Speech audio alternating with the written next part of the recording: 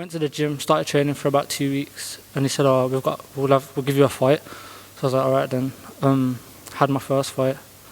Then I had another one a few weeks after that, and then they said, "Oh, you got championships."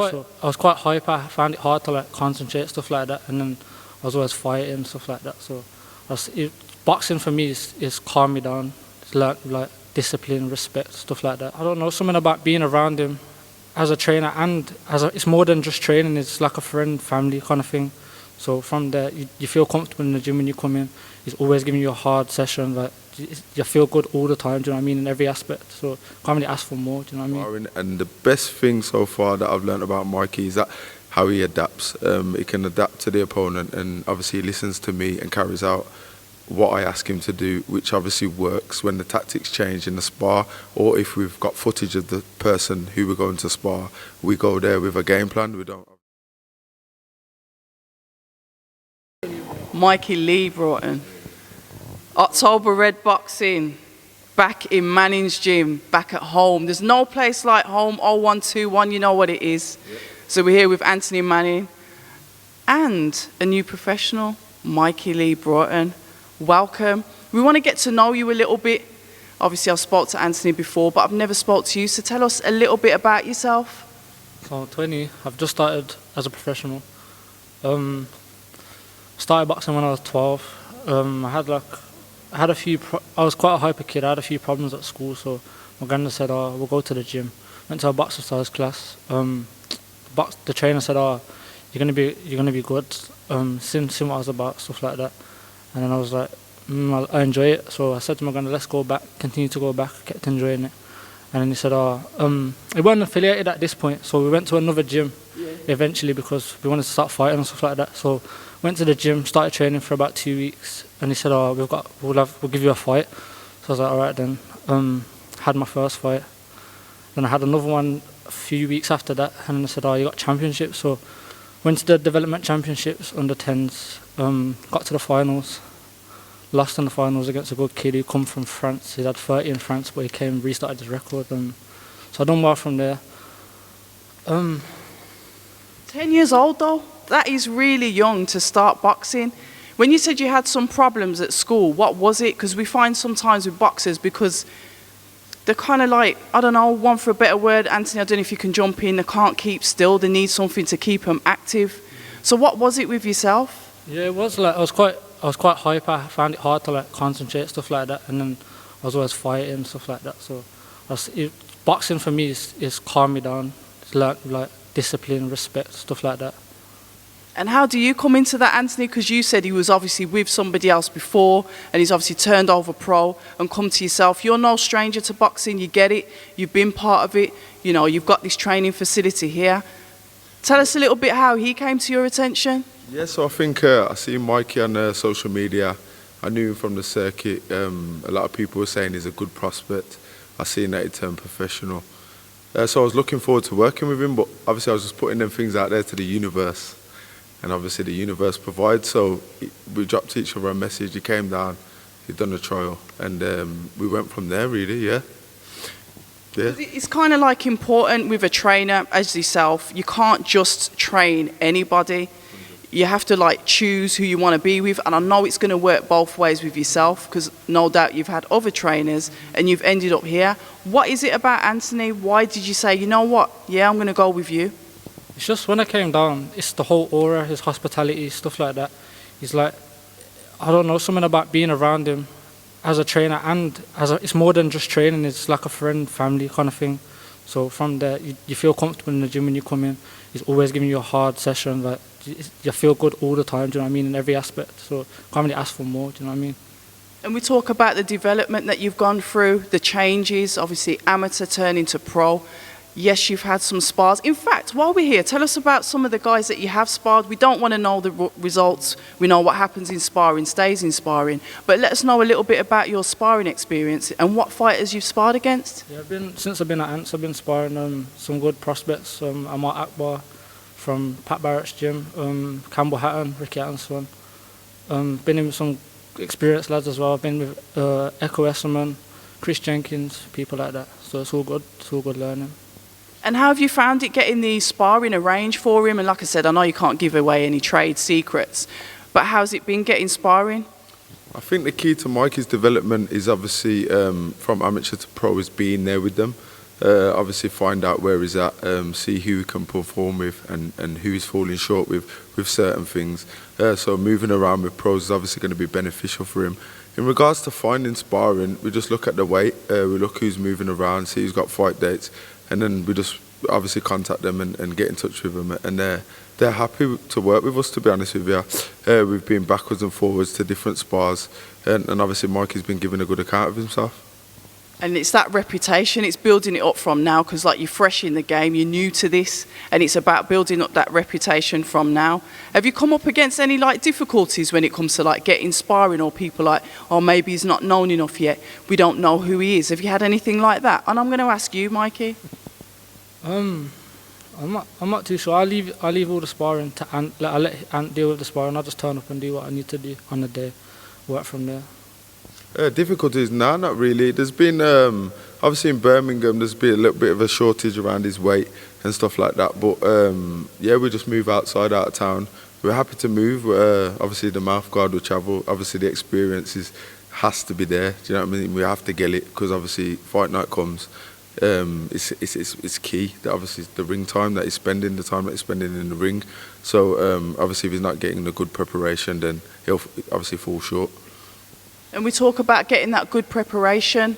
I haven't seen you work before, so I want to know what your style was like when you were amateur and how that is developing into a pro style. So when I was amateur, I was quite erratic, like always moving. I like to box on the back foot, quite slick. And then when I come to Ant, he said, yo, like, we need to slow that down. Like, you're in a different game now. So that's what we've been working on, just slowly, just taking new things, you know what I mean, just adapting to the pro style. And what is he like to train? What is he like to teach? And like you said, he's had to adapt his style. How did you find like bringing him down to that slower, more controlled pace? Yeah, when Mikey came into the gym, he was boxing obviously like an amateur because that's where he was experienced. I told him, slow down now, move a bit less, calculate your movements, read, create openings.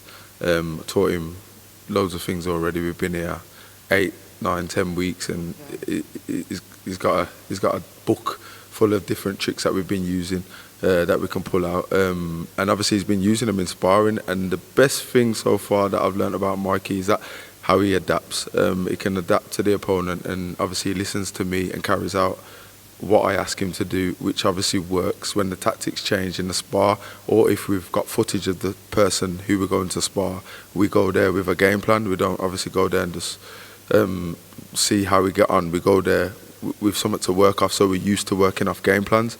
But like I says, he's been coming in here, turning on the shots, sitting down on his shots a little bit more, looking for openings, and obviously trying to break his opponent down. That's what we're working on. And we talk about game plans, and that's something that we can reflect on with the Khan Brook that we had in the post-fight presser. One of the questions that was asked of Dom, when Cal was almost getting Khan out of there, how is it that he keeps that composure? And one of the things that Dom said is always sticking to the plan. It doesn't matter what happens, you stick to the plan.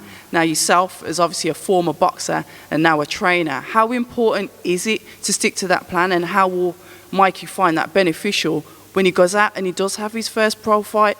I believe that when obviously you're trying to execute a plan, sometimes obviously that you don't get it off straight away in regards to the shot that you're looking for.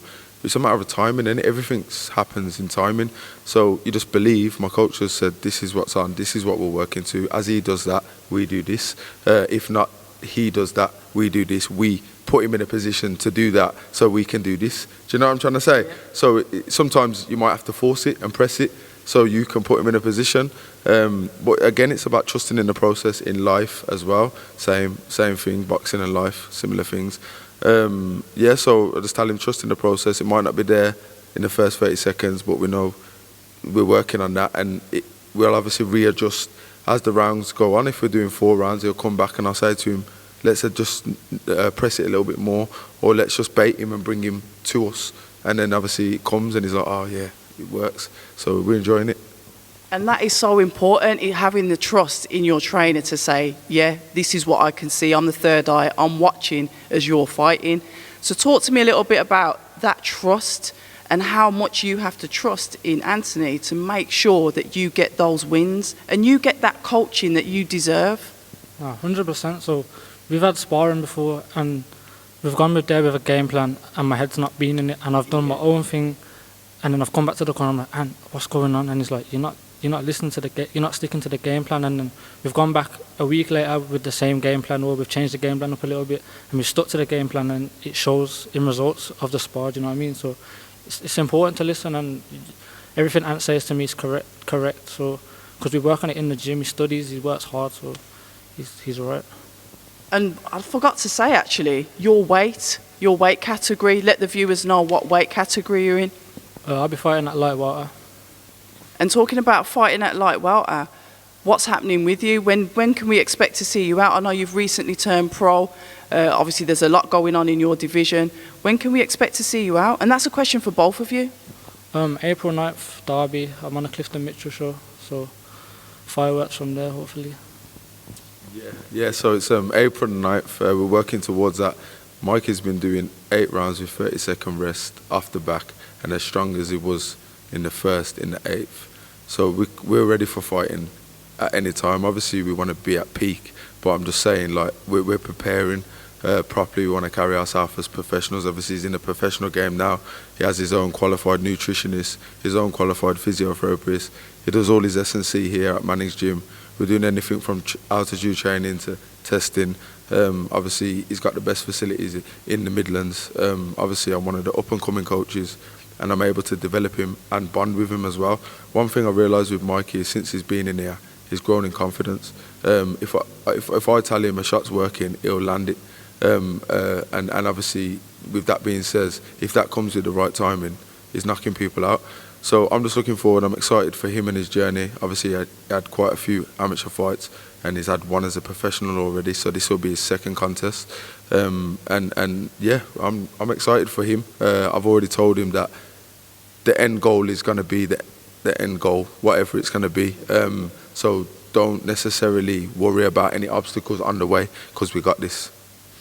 We like that. Have you got any sponsors at the moment? Is there anybody that you want to shout out yourself? Yeah, I want to shout out Box Therapy, GDH Nutrition, Oil Ape, Gateway Steel Fabrications, Phoenix Steels. Geezers Boxing. Big plug, Geezers Boxing. How can we forget, mate? How can we forget? Geezers Boxing. Okay, if there's nothing else from yourself, we're going to leave it there for today. Welcome to the pro game. We're definitely going to keep our eye on you. April the 9th, Clifton Mitchell show. I take it that's a home show for Derby. Yeah. So you'll be travelling up there. Yeah, so we're going to travel to Derby. We'll be giving his fans transport to be able to come to Derby, which is, like we'd like to say, is a luxury, because we're giving it them. So they haven't got any excuses not to turn up, but we're expecting them to turn up in numbers. And obviously we're gonna be on job anyway. Mikey's preparing, and we'd just like Birmingham to get behind Mikey as well in his boxing when we do fight at home, because we're happy to fight home and away. Away days are good as well. Yeah, so I'm looking forward to it. Yeah, Birmingham, get behind Mikey Lee, obviously at Mannings Gym, and myself, Anthony Manning. Final words from yourself, Mikey? Don't talk too much. See you on April the 9th, man. We like it. And October Red, we say stay ready. So yeah, all the best, and we'll definitely catch up again soon. Hi, and thank you for watching October Red Boxing.